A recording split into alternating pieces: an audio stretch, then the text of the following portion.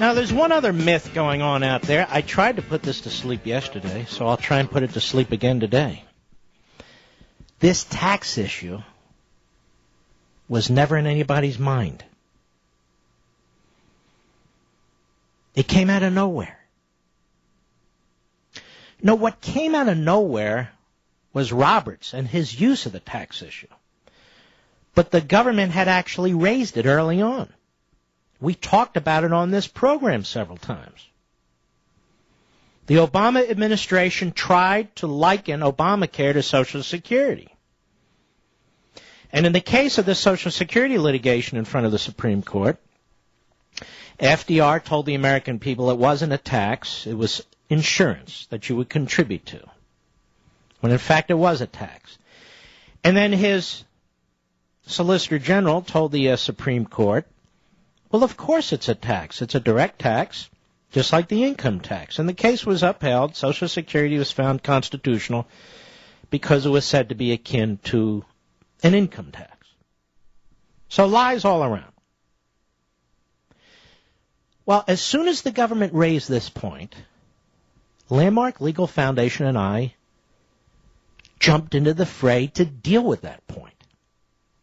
At every step of our litigation activity where we contributed to these various cases.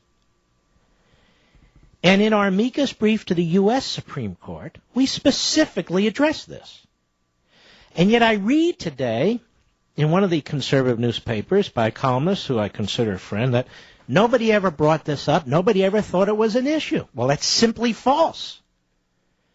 What we never thought would happen is that the court would buy it. Especially not John Roberts.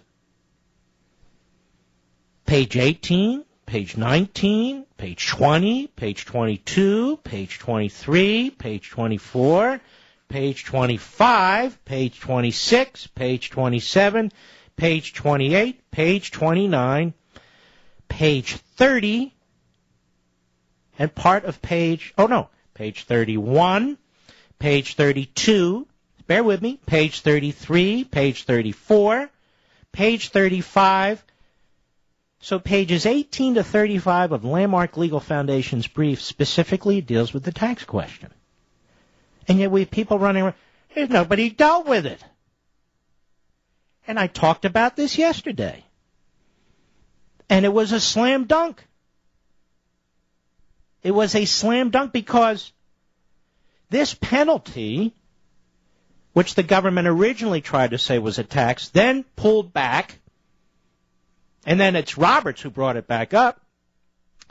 This issue was in the forefront of our minds because we know what the court did in the Social Security case. It played fast and loose, just as Roberts did again. But if you listened to the program yesterday, if you listened to the program months ago, in fact, last year, you would have known this to be the case.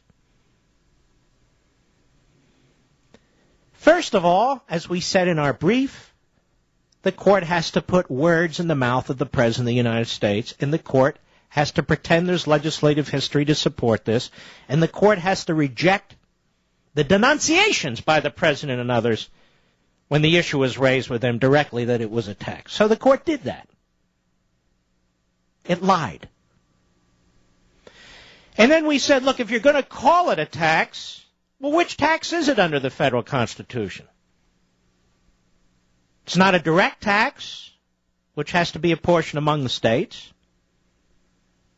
It's not an excise tax for a particular service and so forth. It's not a tax under the 16th Amendment, federal income tax, because what's being penalized here?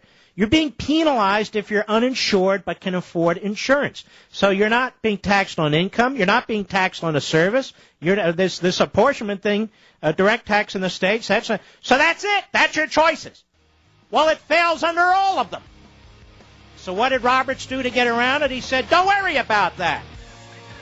If it smells like a tax, it's a tax. I'll be right back.